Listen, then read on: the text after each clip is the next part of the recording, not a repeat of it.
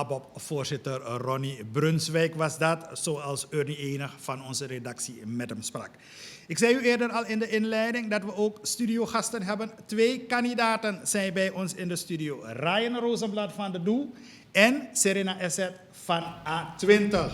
Ik stel voor, Ryan, dat we beginnen met Serena. Goedenavond, Serena. Goedenavond. Welkom. Zijn jullie al in de hoogste versnelling? En hoe passen jullie je aan al de in COVID? de allerhoogste versnelling. Een van de snelwegen in Nederland is A20. En we zijn per definitie gewoon een highway, een snelweg gaande naar de nieuwe richting waar Suriname naartoe moet. Dat is een richting van ontwikkeling. Dus wij zijn op het veld. En ik wil eigenlijk direct beginnen door te stellen. Er wordt heel vaak gesproken over kleine partijen en de kleine partijen.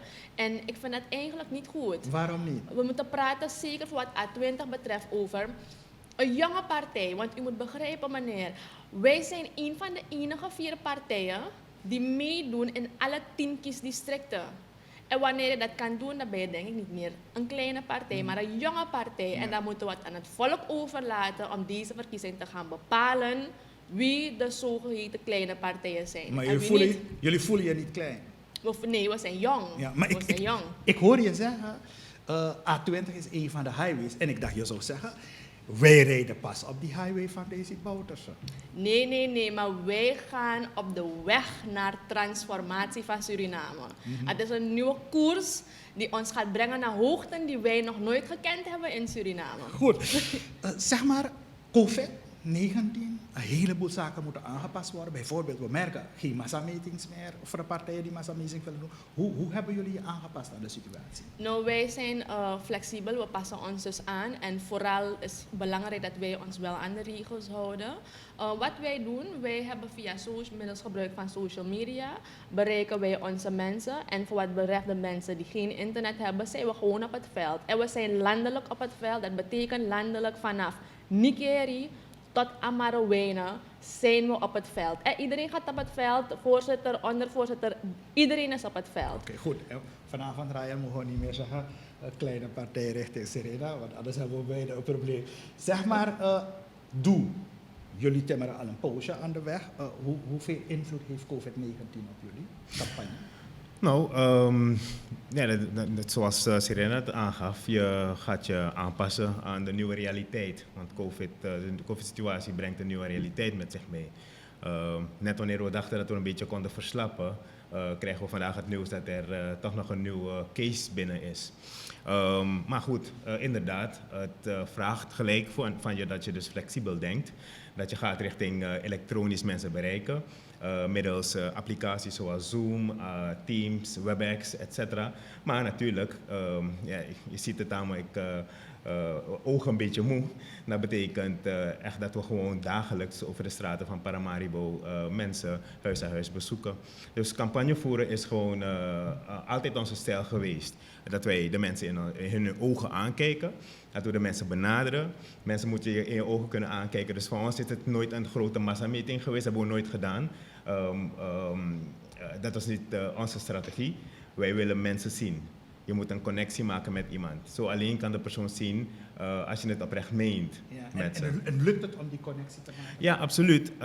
En je kunt dus mensen die normaal niet bereikt worden door de media, kun je dus ook wel dat verhaal vertellen. Onder andere over de ontwikkelingen van de recente 5 jaren. Wat hebben wij in politiek Suriname betekend?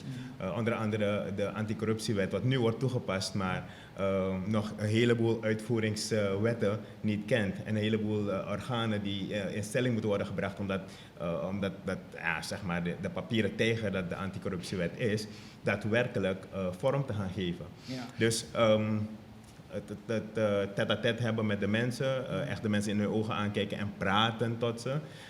Dat is onze strategie en dat werkt. Ik wil misschien een interessante aanvulling geven, want je maakt een heleboel mee op het veld.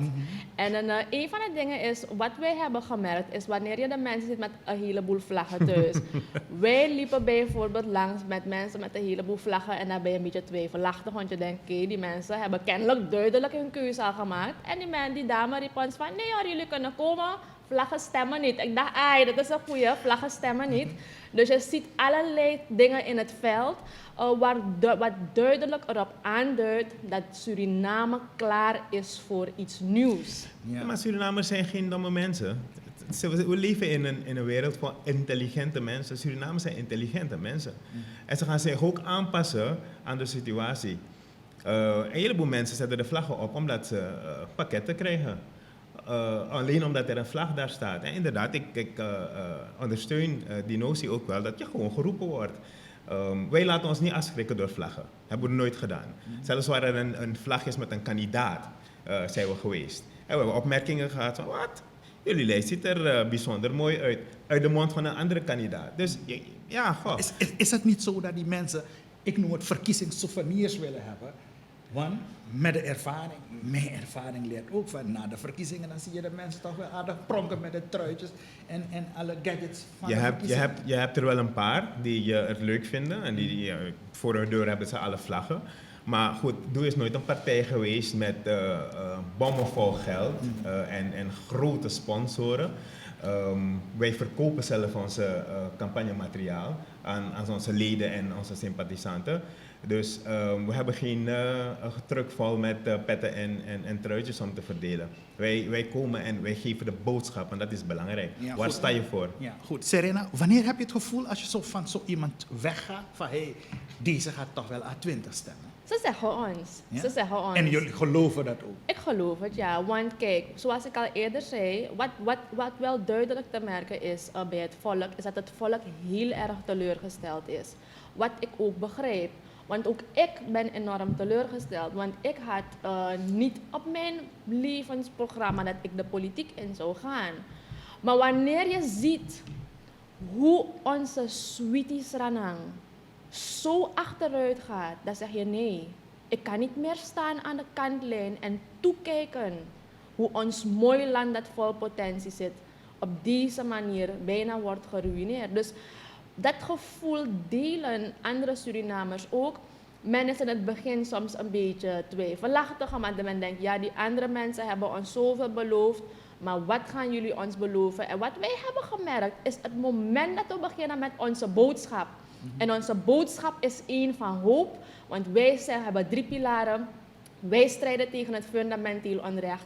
We gaan voor dienstbaar leiderschap en wij zeggen Suriname eerst. Eindelijk dienstbare leiders die Suriname op de eerste plaats willen zetten. En dat leggen we ook aan ze uit met onze plannen. En wanneer wij die boodschap vol hoop hebben gebracht, dan raken de mensen enthousiast. Die schrijven zich vaak terstond in. En die zeggen ons van nee, A20, Oedinanga, 25 mei, we kleuren blauw-wit. Ja. Dus Toch dat zijn de heb reacties. je mensen, Serena, die zeggen van partijen zijn gekomen, hebben ons beloofd. En je hoort onder andere die kritiek op toe. Vervolgens halen ze een zetel, stappen in een coalitie en we herkennen die partij niet meer. Nou, ik Dus- wil je even gelijk corrigeren hoor. Doe is altijd consistent geweest. Ja. Alle verhalen wat je nu hoort, ga de politieke geschiedenis van de afgelopen 10 jaar en de 2 keren dat wij vertegenwoordigd waren in assemblee, ga dat na. Ja. Wij zijn altijd pro-Suriname geweest. Als het goed is voor het land, stemmen we voor. Als het niet goed is voor het land, stemmen we tegen. Daarom werden we vlees nog vis genoemd. Right? Omdat wij niet denken aan partijloyaliteit. Als het goed is voor het land, dan doen we het. Niet zoals het nu gebeurt in de Nationale Assemblée. En inderdaad, als je je kunt herinneren, in 2015 heeft men gezegd, en ik wil dit voor eens en voor altijd uit de wereld helpen. Deze huidige regering heeft gezegd, we willen met eerlijke mensen werken. We willen met eerlijke mensen werken. Ze hebben toen ook de ABOP niet in hun coalitie meegenomen. Wij zijn gegaan, maar gebaseerd op een regeerakkoord zoals dat hoort. Niet voor ik wil deze ministerie, ik wil dat. Nee, we hebben gezegd, we gaan met je samenwerken. Omdat je hebt gezegd, je wilt voor eerlijke mensen kiezen en je wilt Suriname vooruitbrengen. En we hebben dat inderdaad gedaan. We hebben een regeerakkoord opgesteld waarin onder andere stond, de anticorruptiewet is een van de eerste zaken die moet worden gerealiseerd. Een tweede was never nooit inmenging in het december strafproces. Toen we zagen dat deze regering de scheve schaats bleef rijden, hebben wij gezegd, we stappen eruit. We waren op kabinet. We hebben gezegd, weet je wat? Wij hebben een gentleman's agreement. Wij gaan hier vredig uit elkaar. We do not see eye to eye. Je treedt niet op tegen corruptie. Artikel 148, we doen er niet aan mee. Wij gaan weg. Voordat we van het kabinetterrein weg waren, stond er in de krant, althans op Star News, uit de regering gezet. Ja. Mediamanipulatie. En eigenlijk vind ik het een kwalijke zaak dat nu, 4 jaar later, nog steeds dezelfde vraag wordt herhaald. Maar Wij hebben inderdaad meegewerkt in de eerste 9 maanden van het kabinet Bouterse 2. als je terugkijkt... En, Ja. maar laat me het even Ja, afmaken. maar- En we zijn altijd consistent geweest. We hebben nooit gezwegen voor corruptie. En we hebben altijd gevochten voor Suriname. Ja, goed. Maar blijft dit jullie achtervolgen? Natuurlijk. En als je terugkijkt... Zoals en als je jij nu die terugkijkt vraag naar je- blijft stellen, en jij bent van de media, Ja. dus we zijn hier al vaker geweest. We hebben deze vragen vaker beantwoord. Maar blijft het je ook in het veld achtervolgen? Natuurlijk, maar dat zeg ik, dat is ook het gevolg van de manier waarop de zaak wordt gebracht. Ja. Er is niemand die corrigerend optreedt wanneer iemand dezezelfde statement maakt. Terwijl we vaker genoeg in Nationale Assemblée, daarbuiten in de media, in statements, bij interviews, ook bij jullie, hebben gezegd hoe de situatie zit. Ja. Maar we moeten ons volk opvoeden en de juiste informatie brengen. Dat is onze taak als pers. Goed. Dan ga ik je toch... Want je zegt eenmaal, de media, die pakt het verkeerd aan, geeft het aan, en blijft jullie Ik achtervolgen. zeg, we Dus- moeten het beter doen. Oké, dus ik ga het beter met je doen. Ja. Achteraf bekeken is het een verkeerde move geweest om te zeggen van... Natuurlijk. Toen we vertrouwen de NDP Natuurlijk. en we stappen in die regering. Kijk, met de NDP. we zijn niet als kippen zonder koppen in die coalitie gegaan. We hebben gezegd, we wisten wel wat de pro's en cons zouden zijn geweest. Alleen hadden wij gehoopt, inderdaad, er was valse hoop, misschien zou je het kunnen noemen politieke naïviteit. Valse hoop dat we echt wel die verandering konden brengen. Maar dat is niet gebeurd. Het enige wat wij eruit hebben gehaald, is dat die anticorruptiewet wel is behandeld. Ja, het is nog niet wat het wezen moet, dat heb ik in mijn inleiding aangegeven, maar het is er. Ja, goed. Serena, hebben jullie er ook last van dat mensen zeggen van... zeg maar de nieuwe, jonge politieke partijen, zoals je dat noemt... van hoe standvastig zijn ze om niet, zeg maar, te trappen in politieke naïviteit? Wij hebben daar niet zoveel last van. De boodschap nogmaals, wij zijn geconcentreerd en gefocust op onze boodschap. En ik zal u zeggen, die boodschap slaat aan. Wat je wel hebt, is dat men teleurgesteld is in de politiek in zijn algemeenheid. Dus wanneer mensen komen met de politiek, dan hebben mensen van ja, politiek is vies en zo. En dan zeg ik ze meestal van nee, politiek is op zichzelf staand geen vies ding. Wij hebben er in dit land een vies ding van gemaakt. Maar als je dienstbare leiders een kans geeft, kunnen we jullie tonen dat we geen politiek vies spelletje spelen, maar dat wij van Alternatief 2020 een nieuwe politiek voering introduceren. En dat noemen wij dienstbare politiek. Het is een politiek die zich ten dienste stelt van het volk. En hoe bouwen jullie de garanties in voor de kiezer om te weten... als ik eenmaal op A20 stem, zeg maar ik stem op Serena... dat Serena niet wanneer ze gekozen is toch wel gaat zeggen van... ja, maar en dit en dat. Ik moet me aanpassen aan de politieke realiteit. Ja, wat wij hebben gezegd, wat cruciaal is, zijn dienstbare leiders. En daar wil ik dienstbaar leiderschap kort aangeven. Het kenmerkt zich door 2 dingen. 1, de deskundigheid, want dat is een zaak dat heel vaak ook ontbreekt in Suriname. Wanneer de mensen worden aangesteld, dan vraag je soms af, maar wat is hun achtergrond precies? Dus 1, het moet gaan om deskundige leiders. En 2, integere leiders. Want ik zeg het, je kan geschoold zijn, maar je bent een geschoolde dief. En dat moeten we niet hebben. Dus die 2 zaken. En hoe ga je na, of hoe toets je de integriteit? Wij zeggen, je moet de track record van de persoon nagaan. Want dat kan, je kan nagaan of wat de track record is van de persoon. Wij hebben, en dit is dan een voordeel, dat Suriname een klein land is. Dus alasma sap, alasma wam chinso, dus je weet al heel gauw wie is. En dan ga je zo dan de mensen gaan toetsen. En het belangrijke wat wij zeggen, want je kan iemand hebben die start met een schone lei. Velen zijn met een schone lei gestart. Die zijn met allerlei beloftes gestart. En wat zien we dat gaandeweg ze afdwalen van het pad. Dan zeggen wij, dan gaat de wet worden gehandhaafd. Zodat wanneer blijkt dat je niet deugt in die functie, dat je dan uit die functie wordt ontheven. Doorbetaling van salaris. Nee. Wij zeggen ook, kijk, want we gaan straks praten over de economie. En een van de zaken die ik zeer kwalijk vind, is dat ministers worden doorbetaald tot voor de rest van hun leven. Ja. En miljoenen geld geven we daaraan uit. Dat moet gewoon worden dat moet niet stopgezet. kunnen. Dat moet niet kunnen. Dat moet absoluut niet kunnen. Dus wij zeggen, wanneer A20 komt, gaan wij voor dienstbaar leiderschap. En wij hebben binnen de partij zelf hebben wij een integriteitscommissie. Het zijn een beetje mensen die dus gaan toetsen van, is die persoon daadwerkelijk geschikt? En dan hebben wij de wet, de rule of law, dat voor ieder zal gelden wanneer blijkt dat mensen hun functie niet naar behoren vervullen. Ja, goed. Nou, ik wil... Serena zegt heel vaak, het is nu al voor de derde of de vierde keer, zegt ze, wij gaan dienstbaar leiderschap introduceren. Dienstbaar leiderschap is door doel in de politiek geïntroduceerd. Ja. Het is niet nieuw. En onze leiders zijn dienstbare leiders. Karel Breveld is de voorzitter geweest voor 2 termijnen. Hij is de enige of een van de weinige politici die niet eens met een bodyguard rondloopt. En die diezelfde Nissan Sentra rijdt van een paar jaar geleden. In datzelfde woonhuis woont. Karel geeft bijna de helft van zijn salaris uit aan mensen die komen aankloppen bij de Nationale Assemblée. Dienstbaar leiderschap is door doel geïntroduceerd in de politiek. En ik ben blij met partijen zoals A20 die zeggen dat gaan wij ook doen. Of dat willen wij ook doen, maar we have to set the record straight. Dienstbaar leiderschap is door doel geïntroduceerd in de politiek. Ik wil het dan meteen corrigeren. Eén moment. En daarnaast moeten we dus ook wel vaststellen, wij hebben ook een commissie van ethiek en integriteit. Als een van de eerste partijen die dat heeft gehad. We hebben dit keer het versterkt met een oud-inspecteur van politie ten behoeve van die screening waar Serena het daarnet over heeft gehad. Wij vetten onze mensen.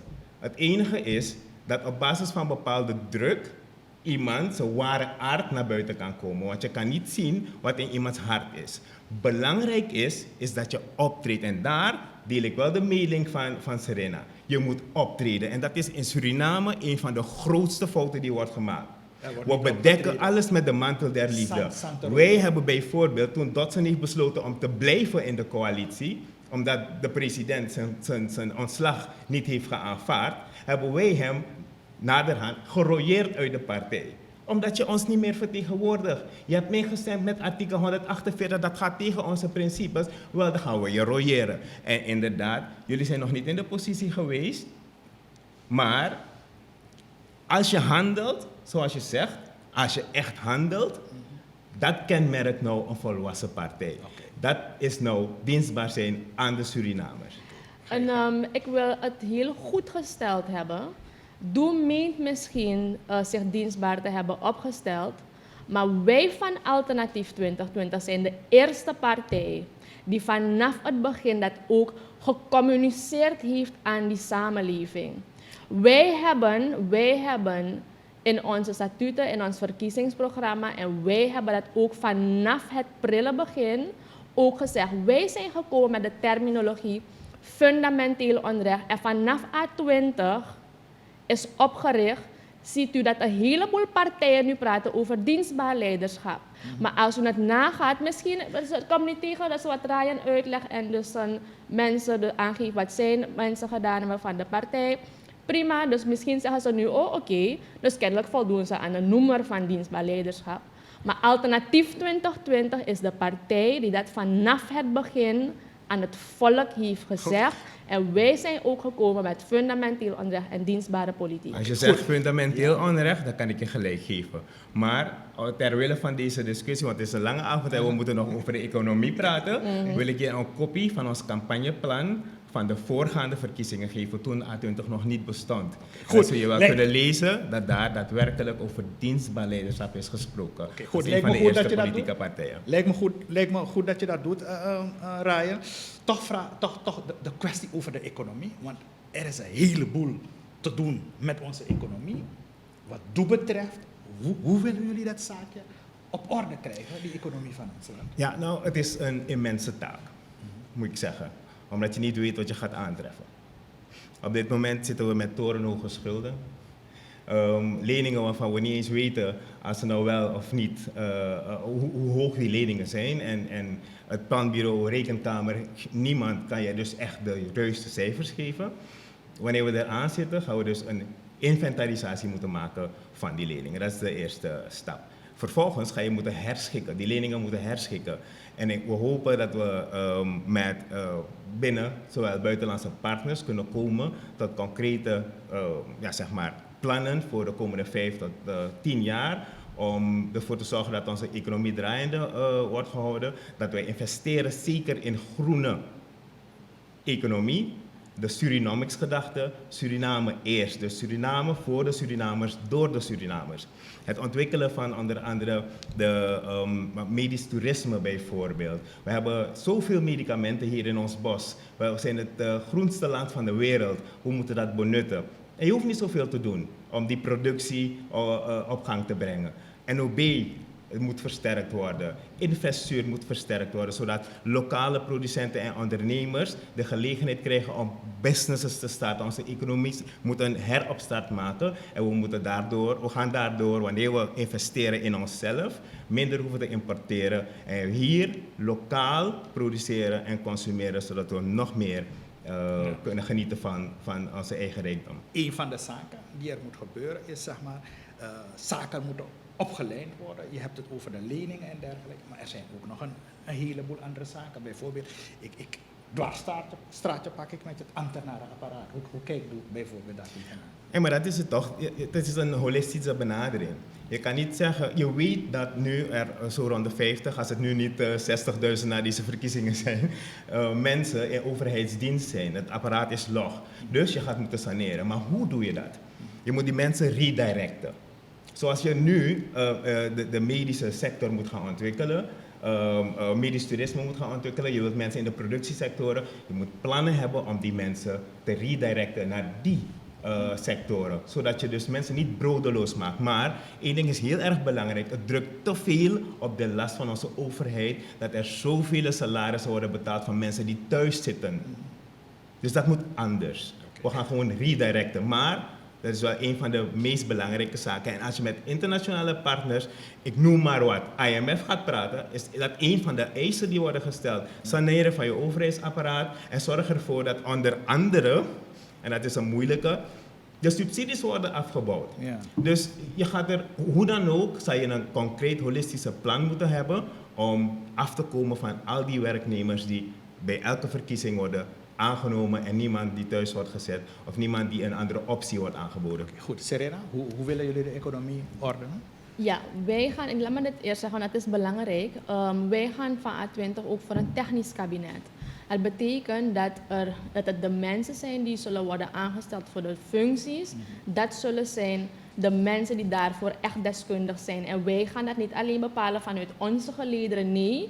Wij zeggen dat moet geschieden ongeacht de politieke kleur. Dus dat betekent, ik noem maar wat, als de eerstvolgende aandeeltelting zich voordoet en dat is iemand van VHP, NDP of van DOE, dan zeggen wij, niet omdat de persoon die mooie blauwe kleur van ons niet heeft, zou die persoon die functie niet moeten bekleden. Nee, het gaat om een technisch kabinet. Dat is wat wij nu nodig hebben in Suriname. En hoe zou dat technisch kabinet dat zaakje moeten ordenen? Daar gaan we nu. Ik denk dat wat Suriname al die tijd, wat het zo moeilijk heeft gemaakt om tot ontwikkeling te komen, is het gebrek aan de uitvoering van een nationale visie. En ik zeg de uitvoering, want plannen liggen er toch daar zo, maar de uitvoering daarvan. En dat men eerst direct kijkt, ja, maar wat moeten we nu gaan doen? Waarbij men vergeet om op te zien naar de toekomst. Waarbij je, terwijl je bezig bent te crisismanagen, ergens naartoe gaat. Dus wij van A20 zeggen, laten we eerst vaststellen, we gaan naar Akondre. En dan op basis van wat wij gaan doen langtermijn, dan gaan wij nu hier beginnen korttermijn. Waar gaan we naartoe langtermijn? Wij van A20 hebben gezien, en heel Suriname weet dat ook, dat onze economie dat is gestoeld op met name de minerale sector. Ja. Dus de goud, oliewinning. En dat is overigens niet duurzaam, want een dag raakt het op. Ja. Toch? We hebben het gezien met die bauxiet. Die bauxiet is niet op, maar die bauxietactiviteiten zijn stopgezet en dan komt dan een inkomstenbron weg te vallen. Wat dan moet gebeuren, is dat die economie moet worden gediversifieerd. Ja. Hoe ga je dat doen? De sectoren gaan identificeren die daarvoor geschikt zijn. Eén die bij uitermate geschikt is en die onderbenut is de agrarische sector. Ja, goed, dat is de agrarische sector, maar terwijl je gaat diversificeren, zijn er een aantal concrete uitdagingen. Juist. Eén van de uitdagingen is dat die overheid nu veel meer uitgeeft dan die overheid verdient. Een van de zaken is bijvoorbeeld de subsidies. Hoe kijken jullie aan die? Wat doen jullie met die subsidies? Ik wil toch, want iedereen wil weten, wat ga je nu doen? Dus als u me 1 moment geeft, laat me uitleggen waar we gaan. Want dat is belangrijk. Een leider moet een visie hebben, anders ben je geen leider. Dus daarom wil ik Suriname geven, want we gaan een moeilijke tijd tegemoet. Maar let wel, het volk moet daar zich bewust van zijn wat na die verkiezingen komt.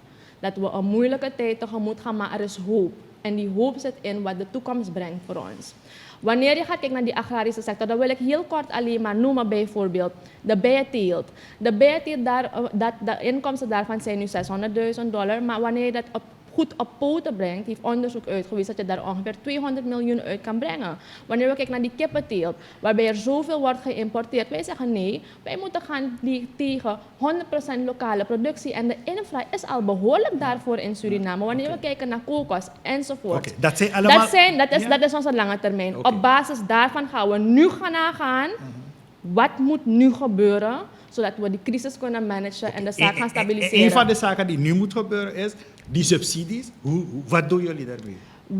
Je moet gaan kijken naar het verminderen van je overheidsuitgaven. Die subsidies zullen verminderd moeten gaan worden. Tegelijkertijd ga je een vangnet moeten gaan creëren voor degene voor wie het heel erg zwaar wordt. Want nu al is die economische toestand bijna ondraaglijk. En je kan maatschappelijke uitspattingen krijgen wanneer je dat niet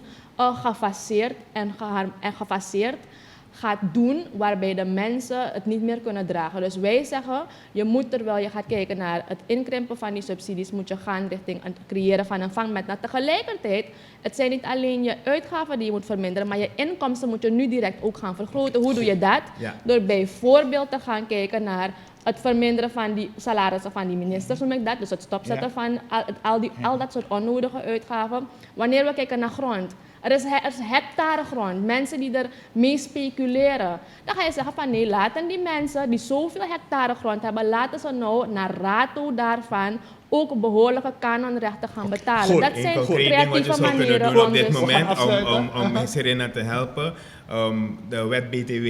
Ja. Dat ligt al sinds jaar en dag klaar om behandeld te worden. Dat is Voeren een van de in. dingen die je makkelijk kan invoeren en tegelijkertijd je loonbelasting terugbrengen. En dat sluit aan op de gedachte van hun, waarbij je dus gelijk de zwaarste schouders dragen, de breedste schouders dragen de zwaarste lasten. Goed, we gaan moeten afsluiten, Ryan, helaas. Zo, ja. We kunnen niet alles behandelen. Maar voordat ik afsluit, wil ik aan jou vragen en aan Serena een kleine prognose van jullie. Jij staat op plaatsje nummer 7, als ik het goed heb, bij Doe in Paramaribo, Serena op de tweede. Maar hoeveel zetels rekenen jullie al rijk? Of hoeveel zetels? Stilletjes voor jezelf, denk je van, Een dit zal wel goed zijn voor de prognose maken is een beetje moeilijk. Maar van jezelf, je zal toch wel weten, ons, hè? ja, goed. Ik zeg, een prognose maken is moeilijk. Maar wij hebben onze zinnen gezet op 7 zetels, zodat wij de volgende presidentskandidaat kunnen aandragen. Oké, goed, Serena. Ja, Hoeveel van jullie? wij gaan voor de overwinning. Dus wij laten het aan het volk over om ons in die overwinning te Serena, brengen. dat is politiek. Toch? Nee, Als je wil overwinnen, Nee. overwinnen moet je 26? Nee. Want dan kan je. Dan heb je de meerderheid in het Dan parlement. heb je de meerderheid, maar hoeveel? Van jezelf? wij zeggen, wij gaan voor een overwinning. Wij gaan zijn het verrassend element en daarom roepen we het volk op om massaal te stemmen op A20, om zodoende dat mandaat te geven en dat wij in de regeerverantwoordelijkheid kunnen Als je uitmaken. 0 hebt, alles dat je erbij hebt is een overwinning. Dus concreet, hoeveel? Nee, wij gaan voor die overwinning. We moeten het aan het volk overlaten. Goed, We moeten ik het moet aan je- het volk goed, over. goed. Want wij zeggen 7, misschien wil het volk ons 12 geven. Goed, Begrijpt Serena. u? Dus wij Oké, laten het voor het volk Jij hebt de over. mensengetal genoemd. Ryan Ja. Rozenblad zat op de lijst. lijst van de politieke partij Doe in Paramaribo op de 7e plaats. Ryan, ik wens jullie ontzettend veel succes met de campagne verder. En Serena Essat voor aan 20 op de 2e plaats. Na de lijsttrekker ook heel veel succes verder. Hartelijk Dank dank. voor jullie Dankjewel. komst naar de studio en jullie participatie. Dankjewel ook.